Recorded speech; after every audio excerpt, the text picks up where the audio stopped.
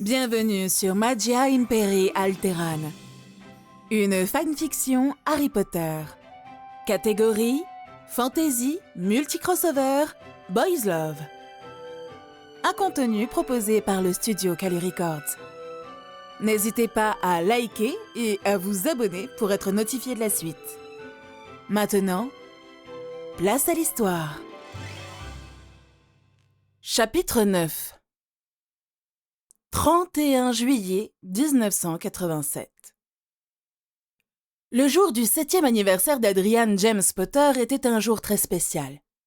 C'était en effet le moment pour Harry de se rendre pour la première fois au chemin de traverse, et Gringotts, et de se rendre dans le monde sorcier en général. Sans compter qu'il devait aussi se rendre à Poudlard pour une réunion extraordinaire.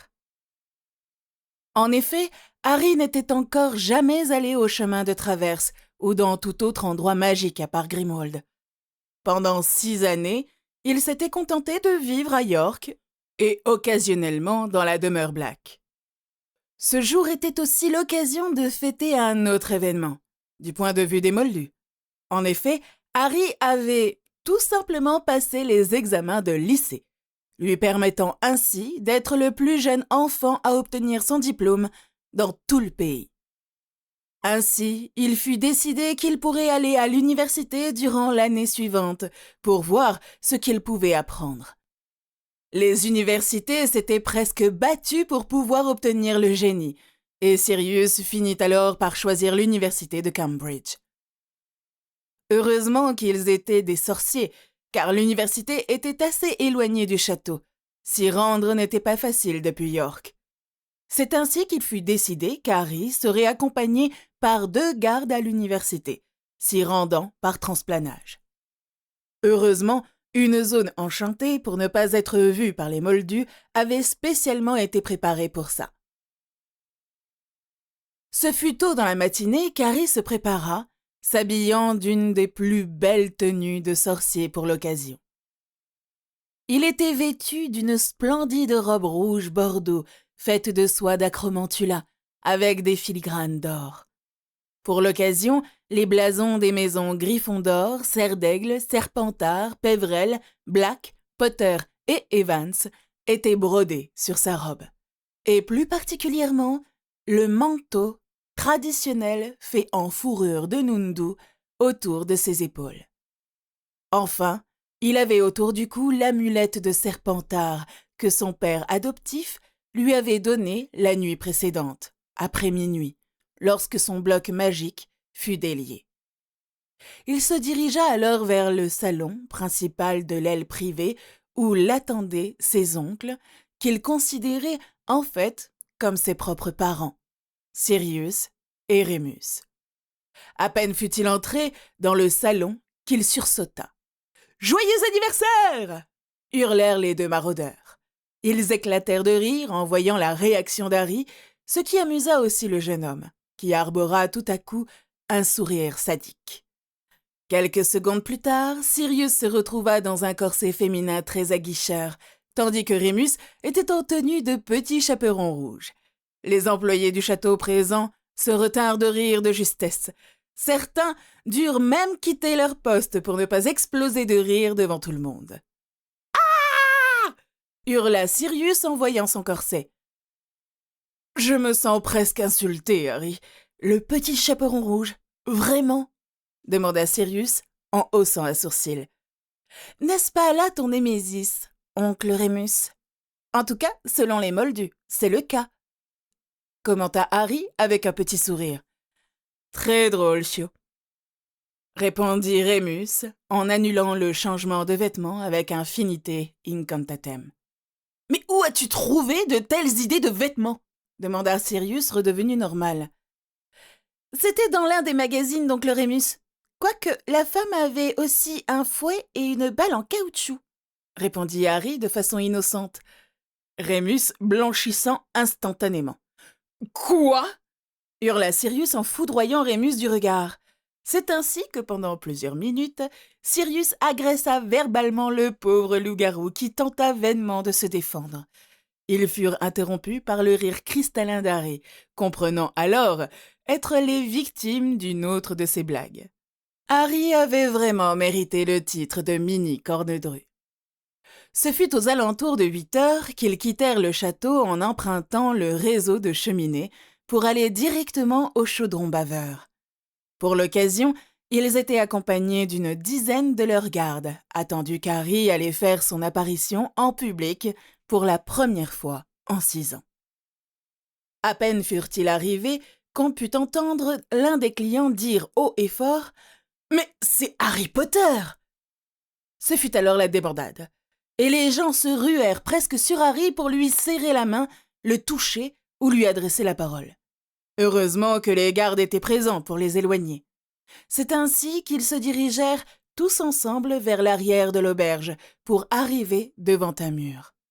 Sirius ne perdit pas de temps et tapa avec sa baguette les briques nécessaires pour ouvrir le portail magique, dévoilant ainsi le chemin de traverse dans toute sa splendeur. Le chemin de traverse était un endroit intéressant pour Harry. La rue était vieillotte, entourée d'enseignes magiques et d'habitations dignes d'un mélange entre l'époque médiévale et l'époque victorienne. Harry fut perturbé de ne rien voir de moderne, tellement habitué au château et à ses dernières merveilles technologiques. Il se focalisa alors sur le bâtiment tout au fond de l'allée, semblant être à une sorte de croisement. Le bâtiment était très grand, fait de marbre blanc, et sûrement le bâtiment ayant l'allure la plus moderne. On aurait pu croire voir une vieille banque américaine. Harry, ayant lu un livre d'architecture, comprit alors que c'était tout simplement un mélange entre un bâtiment de type victorien et un temple romain, rappelant étrangement le style Second Empire de l'architecture française. Le mélange était assez agréable à l'œil, si ce n'était le côté tordu du bâtiment, donnant l'impression qu'à tout moment, l'établissement allait s'effondrer. « Bienvenue au chemin de traverse, Harry », fit Sirius en faisant un grand geste de la main. « C'est... » tenta de dire Harry. « Beau, splendide, fantastique !» rajouta Sirius. « Désuète !» finit lamentablement Harry. Un silence s'abattit sur le groupe, avant d'être interrompu par le ricanement de Rémus face au visage décomposé de Sirius. « Ça ne m'étonne pas de toi, mon chiot. Après tout, tu adores le monde moderne et la technologie, » fit alors Rémus. « Je me demande pourquoi il ne l'utilise pas, » répondit Harry alors qu'il marchait en direction de la banque. « Le problème, c'est que la technologie ne se marie pas bien avec la magie, » répondit Rémus. « Mais on y arrive bien, nous. Des runes devraient suffire, non ?» demanda Harry. « C'est une excellente question, mais n'oublie pas que le monde magique est assez rigide, fixé sur ses voies. Qui sait, tu pourras changer tout ça quand le moment sera venu, » répondit alors Sirius, faisant allusion au trône. Ils finirent par arriver devant la banque, gardée par 2 gobelins armés jusqu'aux dents. Lorsqu'ils arrivèrent, les gobelins inclinèrent rapidement la tête. À leur plus grand choc, Harry fit de même. Ce dernier ne remarqua pas les yeux écarquillés des autres sorciers, ni des autres gobelins qui avaient tout vu.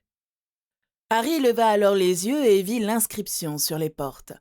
« Entre ici, étranger, si tel est ton désir. Mais à l'appât du gain, renonce à obéir. Car celui qui veut prendre et ne veut pas gagner, de sa cupidité le prix devra payer. Si tu veux t'emparer en ce lieu souterrain d'un trésor convoité qui jamais ne fut tien, voleur, tu trouveras en guise de richesse le juste châtiment de ta folle hardiesse. » Harry ricana en comprenant que les gobelins n'étaient pas des créatures à sous-estimer. Et puis, ne serait-il pas folie que de s'attaquer à ceux qui sont responsables de notre économie, pensa-t-il. Harry vit alors une multitude de gobelins à des comptoirs, assis sur des hauts tabourets, s'attelant à compter et peser des richesses variées, que ce soit de l'or, de l'argent ou des gemmes. Ils se dirigèrent alors vers le comptoir final, au bout du hall, derrière lequel se tenait un gobelin bien habillé comparé aux autres. Il était évident que son grade dans la hiérarchie était différent des autres gobelins. Sirius les mena directement devant celui-ci. « Je viens pour faire un test d'héritage à mon filleul, Adrian James Potter. Nous souhaitons aussi obtenir une entrevue avec Ragnok. Pour vous savez quoi ?» annonça Sirius. Le gobelin, et par la même occasion, tous les autres levèrent subitement leur tête ou interrompirent ce qu'ils faisaient pour regarder l'enfant. Cela attira évidemment l'attention de tous les sorciers, dont une famille bien particulière, avec des cheveux flamboyants. « Très bien. Riknar va vous accompagner directement jusqu'au bureau de Lord Ragnok. Vous pourrez y faire directement votre test, » répondit le gobelin, faisant signe aux gobelins derrière lui de les emmener directement vers le directeur de la banque. Juste avant de partir, Harry remercia le gobelin et s'inclina avec le bras contre le torse, en signe de respect. Il avait lu cela dans un livre traitant sur les gobelins et leurs coutumes. La créature répondit par un sourire carnassier et un hochement de tête. C'est ainsi que le groupe fut conduit jusqu'au bureau de Ragnok. Le bureau se trouvait derrière 2 grandes portes ornées et les gardes durent attendre dehors. Seulement Harry, Sirius et Remus purent entrer. Lorsqu'ils entrèrent dans la salle, ce fut pour voir un gobelin richement vêtu derrière un grand bureau fait en bois de cerisier massif. « Lord Black, Monsieur Lupin, votre grâce, bonjour !» fit Ragnok. « Lord Ragnok, je suis content de vous voir. Comment se portent vos affaires ?» demanda Sirius tout souriant en s'asseyant. « Mes affaires, et par la même occasion les vôtres, se portent très bien, » répondit le gobelin avec son sourire carnassier. « Je vous présente mon filleul, Adrian James Potter. Je suis sûr que vous vous souvenez de lui, n'est-ce pas ?» demanda le maraudeur. « En effet, mais trêve de plaisanterie. Que puis-je pour vous ?» demanda Ragnok d'un air sérieux. « Eh bien, nous sommes venus pour faire un test d'héritage, pour être sûrs de ne rien avoir raté, et surtout pour qu'Harry puisse enfin obtenir ses bagues d'héritier, » répondit Sirius. « Très bien. Nous allons donc commencer par le test d'héritage, » répondit Ragnok. Il ouvrit l'un des tiroirs de son bureau pour en tirer un parchemin doré avec une dague cérémonielle. Lentement, il plaça le parchemin devant Harry et lui tendit la dague. « Il vous suffit de verser 3 gouttes de sang sur le parchemin, votre grâce, » dit alors Ragnok. « D'accord, » répondit simplement Harry avant de se piquer le doigt avec la dague pour verser des gouttes de sang sur le parchemin. C'est alors que le parchemin s'illumina et que les lignes se formèrent sur le papier pour enfin prendre la forme d'un texte. On pouvait y lire: nom de naissance, Adrian James Potter. Nom complet, Adrian James Pendragon, Emrys, Peverell, Black, Gryffondor, Serpentard, Serdaigle, Potter Evans. Titre: Prince héritier d'Avalon, Grand-duc de Grande-Bretagne et d'Irlande, Emrys. Duc de Peverell, futur duc de Black, duc de Gryffondor, duc de Serpentard, duc de Serdaigle, duc de Potter, Lord Evans. Maison et affiliation. Héritier de l'archaïque et la plus royale maison de Pendragon. Héritier de l'archaïque et la plus noble maison d'Emrys.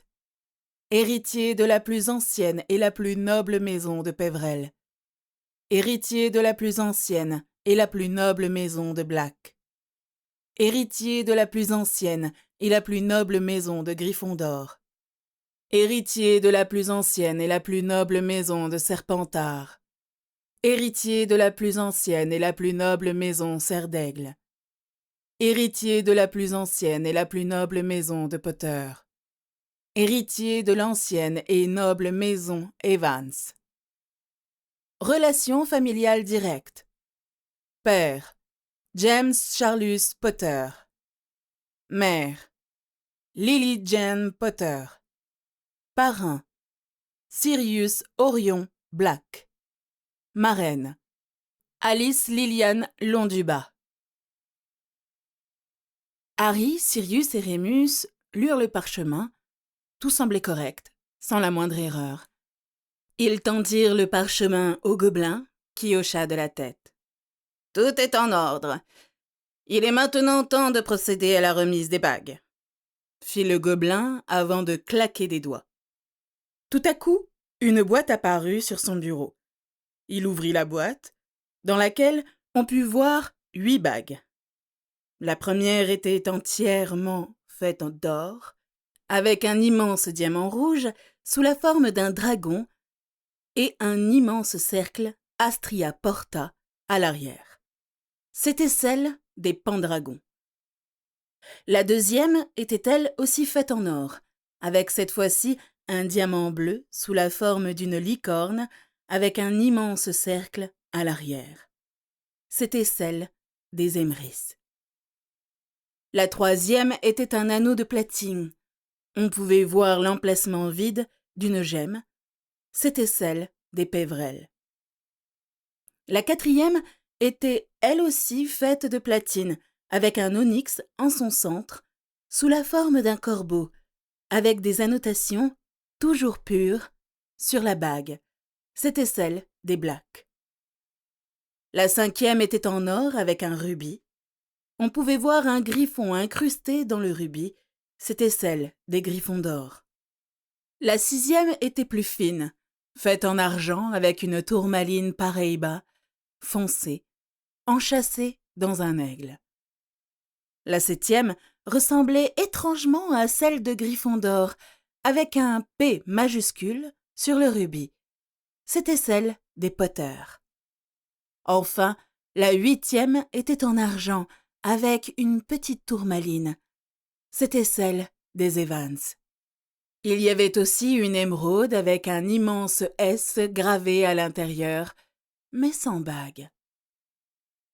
Le gobelin fronça des sourcils en voyant l'intérieur de la boîte. « C'est bizarre, il manque une bague, une gemme, et l'une des gemmes est sans bague. » Peut-être que la gemme appartient à la bague qui n'en a pas, proposa alors Rémus. Non, l'émeraude appartient à la bague de Serpentard, mais celle qui n'en a pas est celle des Pévrel. Ce n'est pas normal. Je suis étonné que ça se soit produit sur des bagues d'héritiers et non celles des chefs de maison, intervint alors Sirius. Ragnok regarda Sirius. Lord Black, les bagues si présentes à part celles des Blacks sont actuellement celles des chefs de maison.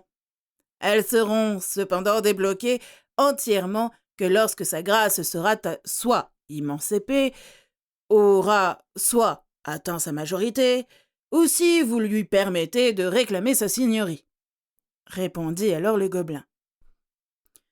Je vois. Et pour celle de Serpentard demanda alors Sirius. C'est très simple. Les bagues sont liées aux descendants, et de ce fait, à Gringotts. Pour un certain montant, nous pouvons invoquer les objets manquants, répondit alors Ragnok avec un sourire commercial. Très bien, faites-le alors, fit simplement Sirius. Le gobelin sourit simplement avant de sortir un parchemin de son bureau. Il demanda à Harry d'y verser quelques gouttes de sang, qu'il fit immédiatement. Un nuage de fumée sortit alors du parchemin, et la bague manquante apparut alors. Immédiatement, Ragnok pâlit. « Un Horcrux » cria presque le gobelin, alertant les autres gobelins. « Quoi » hurla Sirius, abasourdi. « La bague de Serpentard ? Qui était le dernier lord de Serpentard » demanda alors Rémus.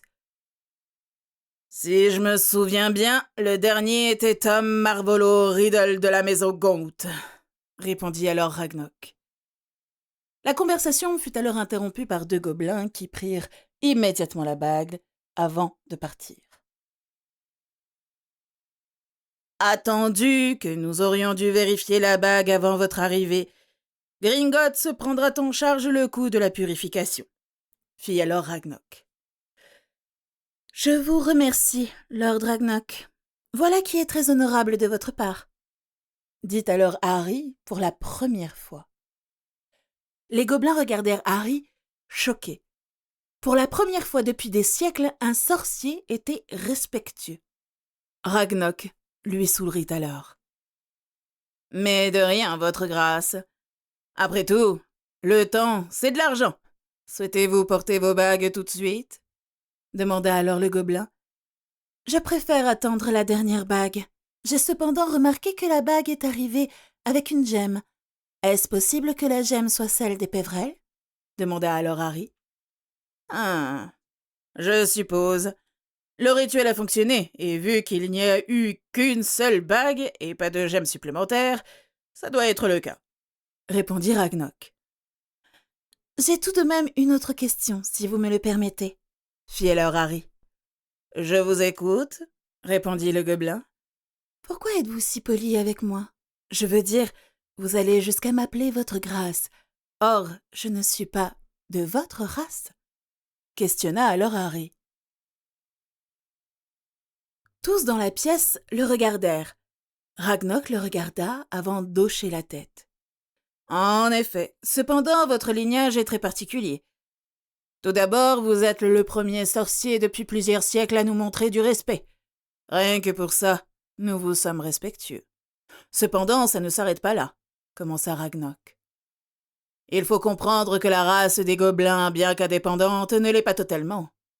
Les gobelins ont toujours été les vassaux de la famille Pendragon. Étant le dernier héritier de cette famille, cela fait de nous vos vassaux. C'est la raison pour laquelle nous nous devons d'être respectueux envers vous, ou jusqu'à ce que vous vous montriez indigne, » continua le gobelin.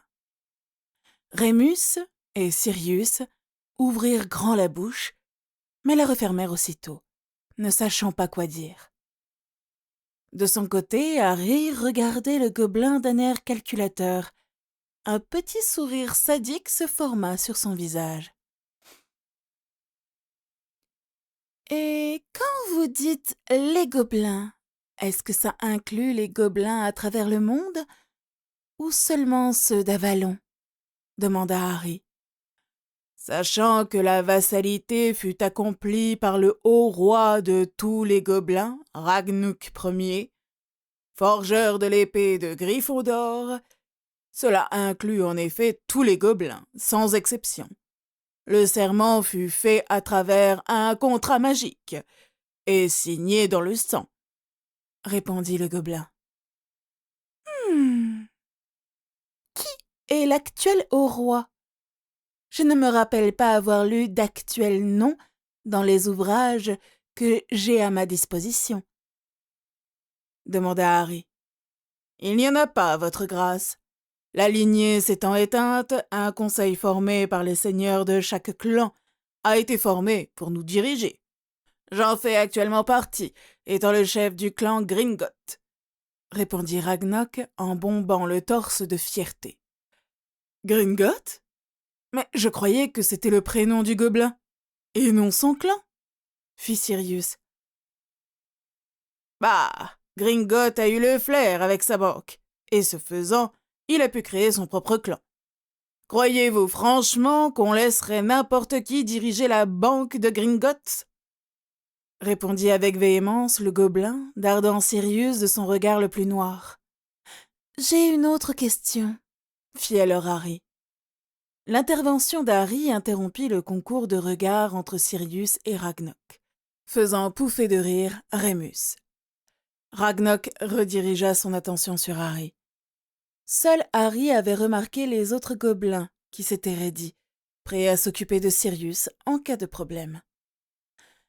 Pourquoi ne pas nommer un nouveau haut roi pour diriger les gobelins? Demanda Harry intrigué. C'est très simple. Lorsque le haut roi a juré sa fidélité au Pendragon, il a aussi donné tout pouvoir à la lignée des Pendragons. Ainsi, seul le roi d'Avalon, ou en tout cas le seigneur de la maison Pendragon, peut nommer le haut roi des gobelins. répondit Ragnok, regardant Harry avec un regard calculateur. Harry n'était pas idiot, et il comprit alors le sous-entendu. Seul lui pouvait nommer le haut roi, à condition qu'il obtienne la seigneurie des Pendragons. Cependant, il devait d'abord atteindre ses 11 ans, pour ne serait-ce que clamer son émancipation. Peut-être pourrait-il simplement demander l'autorisation à Sirius.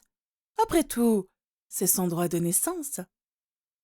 Il imagina alors tous les avantages et inconvénients que pourrait lui procurer son plan.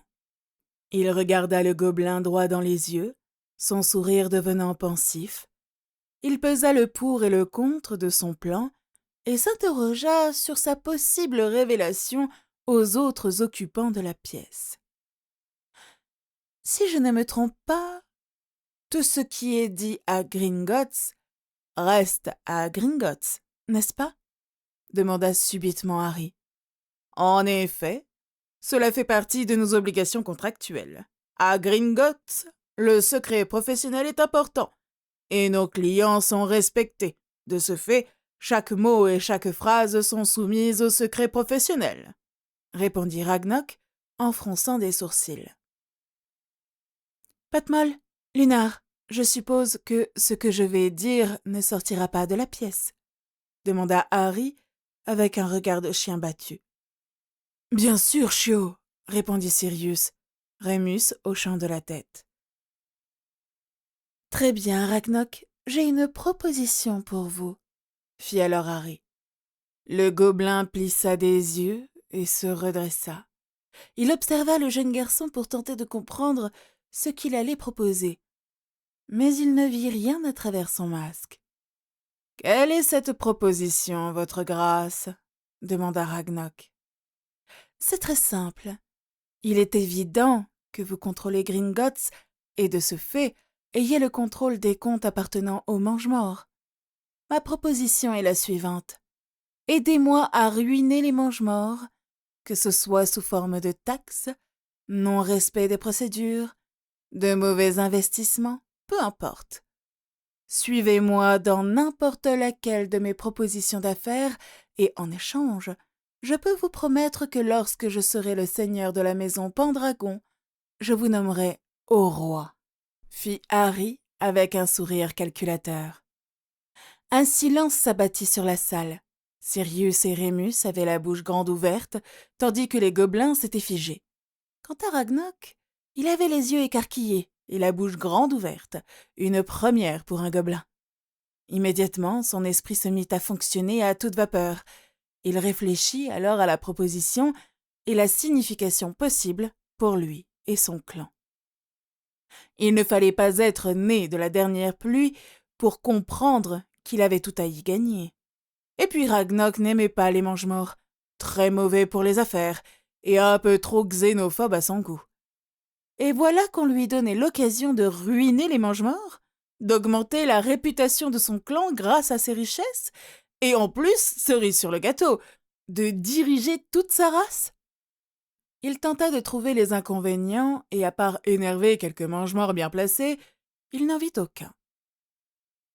Tout à coup, Ragnok se mit à sourire, un sourire sadique, carnassier et effrayant pour Sirius et Rémus. Mais pas pour Harry, qui comprit instantanément ce sourire. C'était un sourire de victoire et de joie. « Je pense, votre grâce, que nous allons être d'excellents amis, » répondit Ragnok en tendant sa main. « Je le pense aussi, Ragnok, » répondit Harry en secouant sa main.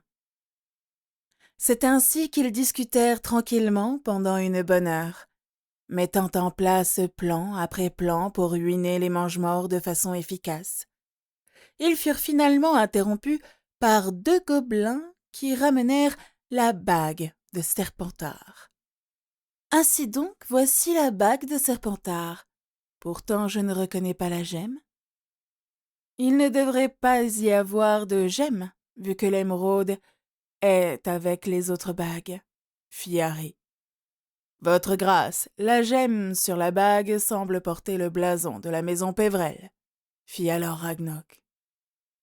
Oh, peut-on la retirer pour la placer sur la bonne bague demanda alors Adrian. C'est alors que le plus étrange se produisit. La gemme se détacha automatiquement de la bague pour rouler jusqu'à Harry, qui l'attrapa de justesse. Au moment même où Harry attrapa la bague, il ressentit comme une vague de puissance le traverser. Cela ne passa pas inaperçu. « Intéressant, » fit alors Harry. « Puis-je, votre grâce ?» demanda Ragnok. Harry hocha vaguement de la tête en lui tendant la gemme noire avec une ligne dans un cercle, dans un triangle gravé dedans. Le gobelin récupéra la gemme avant de la sertir dans la bague des Pévrel, faisant de même avec l'émeraude et la bague de Serpentard. « Vous pouvez désormais réclamer vos bagues, votre grâce. Ne vous inquiétez pas. Elles fusionneront si vous les placez sur le même doigt, » fit Ragnok. « Chio, je te conseille de commencer par la plus petite maison pour finir par la plus grande. C'est plus simple, » intervint Rémus, souriant. « Je n'ai pas pensé à le demander, mais y a-t-il des avantages particuliers à porter ces bagues, à part le côté politique et économique ?» demanda Harry. « Oh oui, les bagues sont enchantées pour te protéger des sorts et malédictions mineures, et de la plupart des poisons. Bon, ça ne te protégera pas de venin de basilic ou autre, mais c'est très dur à obtenir. Tu risques rien. Elles peuvent aussi te donner un petit boost magique. Mais seulement les plus puissantes bagues le peuvent. Je pense que toutes, sauf celle des Evans, ont ce petit coup de pouce, » répondit Sirius. Harry hocha de la tête, avant de commencer à enfiler les bagues. Il commença par la bague de la famille Evans et l'enfila à l'auriculaire de la main droite. La bague l'accepta immédiatement. Il enchaîna directement avec celle des Potter, qui l'accepta immédiatement. Les deux bagues fusionnèrent pour laisser un mélange entre les deux blasons. Il décida d'enfiler les bagues des fondateurs sur l'index de la main droite, qui fusionnèrent pour former le symbole de Poudlard sans le symbole de Poufsouffle. Pour continuer, il finit par placer la bague Black sur le majeur de la main droite, tandis qu'il plaça celle de Pévrel sur l'index de la main gauche. Il souhaitait éviter de fusionner la bague d'héritier des Black avec la bague de Lord des Pévrel. Enfin, il plaça la bague de Pendragon sur son pouce droit, tandis qu'il plaça celle des Emrys sur son pouce gauche. Heureusement, toutes les bagues l'acceptèrent. Sirius et Rémus furent intrigués par le placement des bagues. « Dis-moi, Chio, pourquoi as-tu placé tes bagues comme ça ?» demanda Sirius. « Lorsque j'ai appris les convenances avec tante Valburga, elle m'a aussi appris tout ce qu'il y avait à savoir sur les bagues et les emplacements significatifs sur les doigts. Ainsi, en plaçant les bagues sur mon annulaire, j'ai montré le lien direct entre les maisons Evans et Potter, soit le mariage de mes parents, » commença Harry, le sorcier hochant de la tête. « Ensuite, j'ai placé les bagues des fondateurs sur mon index pour montrer à tous l'importance de ces maisons dans mon historique familial. C'est une preuve d'importance. Par contre, j'ai dû séparer les bagues Black et Pévrel. J'ai placé celle des Black sur mon majeur, car elle symbolise mon appartenance à la famille Black en tant qu'héritier. La bague n'étant pas celle de Lord, je ne pouvais pas la mélanger aux autres. Celle des Pévrel a été placée sur mon autre index pour signifier l'importance de la famille Pévrel dans mon arbre généalogique. Et puis, je préfère garder la gemme à part, » continua Harry. Enfin, j'ai placé celle de la famille Pendragon sur mon pouce droit en tant que signe de richesse et de puissance. C'est sa place première. Pour éviter de mélanger la bague avec celle d'Emrys, j'ai placé l'autre bague sur mon autre pouce. Fini Harry. De nouveau, un silence s'abattit sur la pièce. Ils furent tous subjugués par l'intelligence d'Harry. Au bout de quelques secondes, Sirius explosa de rire. « Ha ha! Un vrai génie! Mon filleul est un vrai génie! Je vous l'avais bien dit !» hurla-t-il. « En effet, Lord Black, il semblerait que sa grâce soit très intelligente, » fit Ragnok. « Maintenant, je souhaite savoir s'il serait possible de voir tous les avoirs d'Harry, » demanda Sirius. « Bien sûr. Il vous suffit de placer quelques gouttes de sang sur ce parchemin, » répondit Ragnok en sortant un autre parchemin de son bureau. Harry ne perdit pas de temps pour verser quelques gouttes de son sang sur le parchemin en question. Une fois cela fait, le parchemin se mit à briller d'une couleur dorée avant que des lignes se mettent à apparaître sur celui-ci. Avoir et possession d'Adrian James Potter. Pendragon. Coffre numéro 1. Finances. 999 999 999 galions. 999 999 999 silver. 999 999 999 knut. Possession, couronne royale, relique familiale, cognitionis receptaculum. Propriété, royaume d'Avalon, château de Camelot détruit, chemin de traverse 25%, Horizon allée 25%, l'allée des embrumes 25%.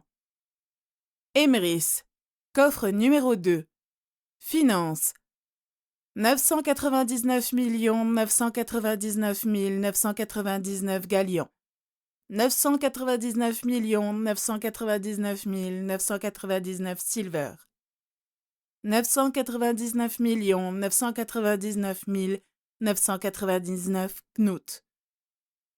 Possession, bâton de Merlin, livre de Merlin, relique familiale, objets divers. Propriété, Glastonbury Tor, chemin de traverse 25%, horizontallée 25%, allée des embrumes 25%, duché de Grande-Bretagne, duché d'Irlande.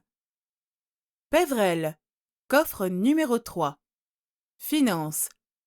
156 999 569 galions.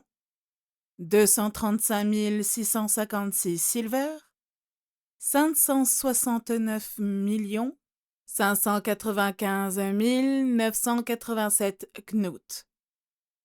Possession, livres, armure, armes, reliques familiales, objets divers, baguette de sureau manquante, cape d'invisibilité transférée coffre Potter, pierre de résurrection, bague de Lord retirée par Adrian James Potter.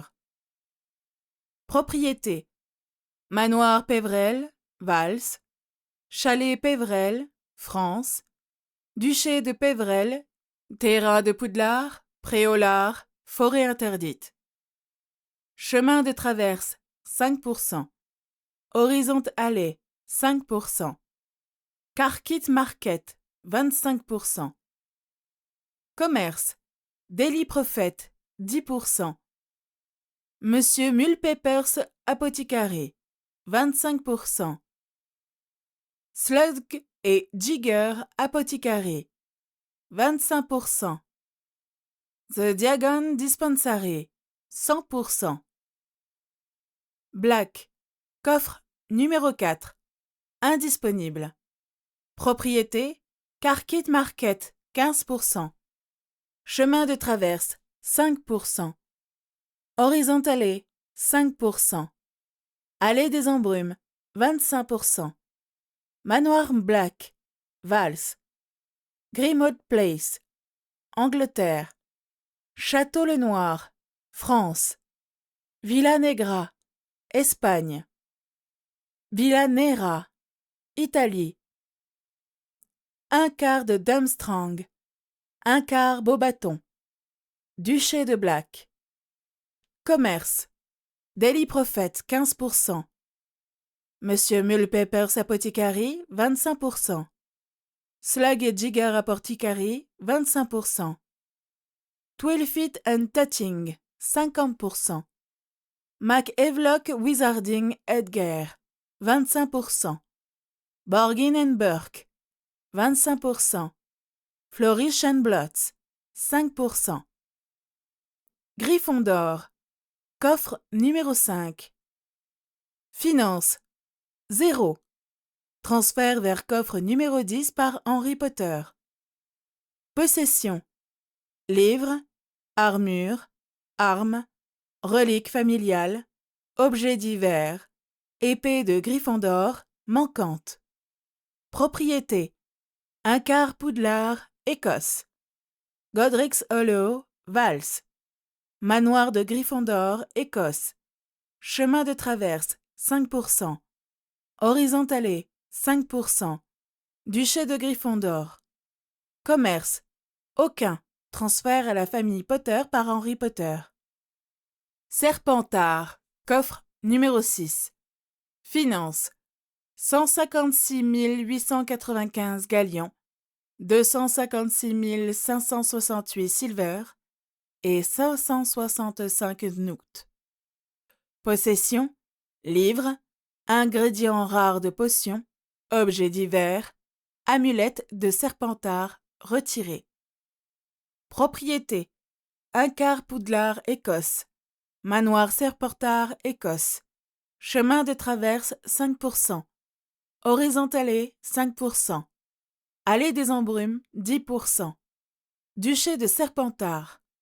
Commerce, aucun. Vente complète par Tom Marvolo Riddle. Serre d'Aigle, coffre numéro 7.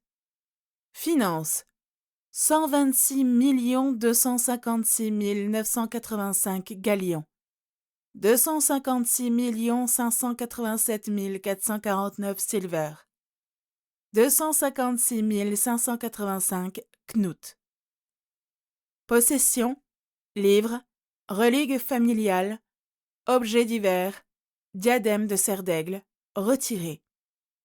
Propriété, un quart Poudlard Écosse, manoir serre d'aigle Écosse, chemin de traverse 5%, horizontalé 5%, l'allée des embrumes 10%, duché de serre d'aigle. Commerce, Flourish et Bottes, 50%, Tom and Scroll, 50%, Second Hand Bookshop, 50%, Buffos, 25%, Ariane Spinner, 25%. Potter, coffre numéro 10. Finance, 289 585 245 galions, 256 584 478 silver, 256 658 knouts. Possession, livres, armure et armes, reliques familiales, objets divers, cape d'invisibilité retiré prêté à Albus Dumbledore. Coffre numéro 687. Finance, 50 000 galions. Propriété, manoir et château Potter York, chalet Potter Godric's Hollow, duché de Potter York, chemin de traverse 5%, horizontalé 5%, chalet du maraudeur, anciennement repère du rat, York, Villa Potter Suède, Cottage Potter Danemark, la maison du potier, France, Carkit Market 15%.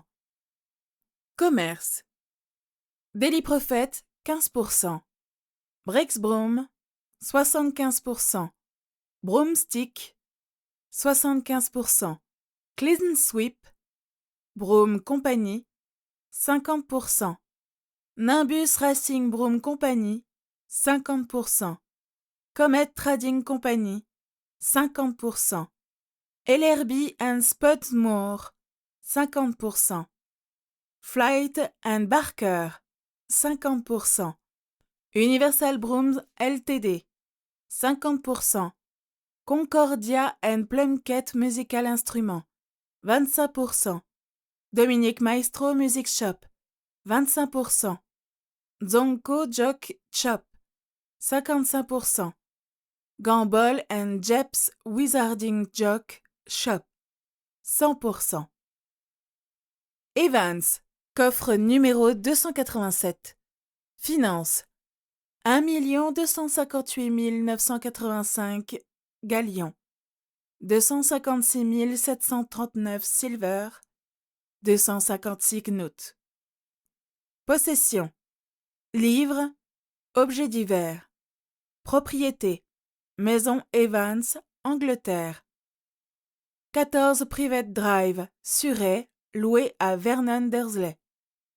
Commerce, Heliops Oil, Emporium, 25%. Honeydews, 25%. Après avoir lu le résultat, Harry ouvrit grand la bouche sans qu'un seul mot n'en sorte. Cela attira immédiatement l'attention des deux autres sorciers, qui furent eux aussi étonnés.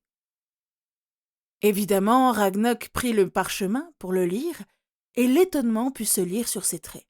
« Mes félicitations, votre grâce, il semblerait que vous soyez le sorcier le plus riche de tout le pays, voire du monde sorcier. Et si nous calculons la totalité de votre argent sous forme moldue, je peux vous assurer que vous êtes actuellement le plus riche parmi les moldus, » l'informa Ragnok. « Je vois. Est-il possible de faire des investissements avec mon argent ?» demanda Harry. « Bien entendu, que ce soit parmi les moldus ou les sorciers, » répondit Ragnok, étonné. « Très bien. Je souhaite alors acheter 15% du Daily Prophet. Peu importe la manière, je veux ces parts. Si vous pouviez acheter celle des mange-morts, ça m'arrangerait. Je veux aussi que vous achetiez son homologue moldu, le Daily Telegraph. Mais ce n'est que le début, » commença Harry. Un grand sourire sadique apparut sur le visage de Ragnok, tandis qu'il écrivait, à toute allure, sur un parchemin. Sirius et Remus regardaient Harry avec étonnement, ne s'attendant pas à cette réaction. « Par la suite, je veux que vous tentiez d'obtenir au moins 50% de tous les commerces que je possède déjà. En commençant par les balais, le sport rapporte beaucoup. Si nécessaire, proposez aux marchands qui possèdent encore une part de leur boutique qu'ils pourront continuer d'y travailler. Je veux aussi une augmentation des taxes pour chaque boutique, établissement et propriété appartenant aux mange-morts. Chemin de traverse, horizon d'allée, l'allée des embrumes sont à moi, et je compte bien en profiter. Tant que nous y sommes, tentez de trouver qui possède les 60% restants de Carkit Market. Ça me permettrait de posséder l'entièreté des rues marchandes. Je suppose que le reste doit appartenir aux familles ducales, donc tentez de prendre les parts des familles Knott et Flint. Au pire des cas, ce n'est pas grave. Il me suffira de renouer l'alliance avec la famille Londubat pour assurer ma suprématie sur Carkit Market, » expliqua Harry. « Très bien, votre grâce. Autre chose ?» demanda Ragnok avec un grand sourire, pensant déjà au futur profit. J'ai bien étudié les moldus, et ils avancent très vite dans le domaine technologique. J'ai entendu dire que des sociétés remarquables sont en train de se former. Je veux que vous achetiez autant que possible dans Microsoft, Apple, Nokia et Motorola. J'ai entendu parler d'une société pour Internet, mais je pense qu'il faudra une bonne décennie avant que ça se mette en place. Je veux aussi investir dans les sociétés de restauration. La population augmente rapidement, ce qui veut dire plus de bouches à nourrir, donc plus d'argent à se faire. Tentez de racheter les sociétés de restauration rapide, que ce soit McDonald's, Burger King ou Subway. Je veux aussi les sociétés de boissons et de grande distribution. Alors Coca-Cola Company, Pepsi Company, la chaîne Walmart, Carrefour, je les veux impérativement, continue Harry. Je vois. Ce ne sera pas facile à obtenir, mais je pense que c'est possible. Vous êtes doué en investissement, complimenta Ragnok. Les calculs sont simples pourtant. La population moldue augmente et ils adorent manger, boire, consommer. Alors il suffit d'acheter les sociétés qui vendent ce qu'ils recherchent. Et voilà, la richesse à portée de main. Il y a cependant 2 sociétés que je veux sans conteste, répondit Harry en rougissant à la fin. J'ai cette impression que je sais déjà ce qu'il va demander, chuchota Sirius à Rémus. Il ne va pas oser, si? Répondit Rémus. Je souhaite obtenir Häagen-Dazs et Ben & Jerry's, finit Harry en se pourléchant les babines. Le gobelin regarda Harry, interloqué par sa réaction. Quant à Sirius, il explosa de rire. « T'es sérieux, Chio? Tu ne peux pas t'en empêcher !» commença Sirius. « Tu aimes tant les glaces que ça, Harry ?» demanda Rémus. « Et alors? Il n'y a rien de mal à investir dedans !» répondit Harry avec un peu trop de conviction. « Ce sera fait, votre grâce !» les interrompit le gobelin. « Parfait. Quels sont les pourcentages prélevés par les gobelins ?» demanda Harry. « Gringotts prélève une commission totale de 5% de tous les gains. En échange, nous nous occupons de tout, » répondit le gobelin. « Dans ce cas, prenez-en 15% pour vous donner envie de mieux travailler, » répondit Harry avec un petit sourire. Les yeux de Ragnoc s'agrandirent d'un coup, tandis que Sirius et Rémus arrêtèrent de rire. Même les autres gobelins avaient arrêté de respirer. « Tu es sûr, Chio ?» demanda Sirius. « Bien sûr que oui. Après tout, plus les gobelins peuvent y gagner, plus ils me feront prospérer, » répondit logiquement Harry. « C'est avec grand plaisir, votre grâce. Cependant, attendu vos comptes, nous devons vous trouver un responsable de compte plus approprié, » fit alors Ragnoc. « Pourquoi pas vous ?» demanda Harry. « C'est possible, et ce serait un grand honneur, » répondit Ragnoc abasourdi. « Dans ce cas, c'est réglé. On a rendez-vous à Poudlard, » intervint Sirius, tout sourire. « Que vos coffres soient à jamais remplis d'or, » fit alors Harry. « Et que vos ennemis ploient sous vos coups, » répondit Ragnoc avec un grand sourire. C'est ainsi que Sirius, Rémus et Harry quittèrent le bureau de Ragnoc pour retourner dans le hall de la banque, accompagnés de nouveau par leurs gardes. Ils furent cependant halés par une voix de crécelle. « Sirius! Rémus !» dit alors Molly Weasley. Vous avez écouté Magia Imperii Alteran, une fanfiction Harry Potter. Catégorie Fantasy, Multicrossover, Boys Love. Un contenu proposé par le studio Kali Records. N'hésitez pas à liker et à vous abonner pour être notifié de la suite. Je vous dis au prochain chapitre.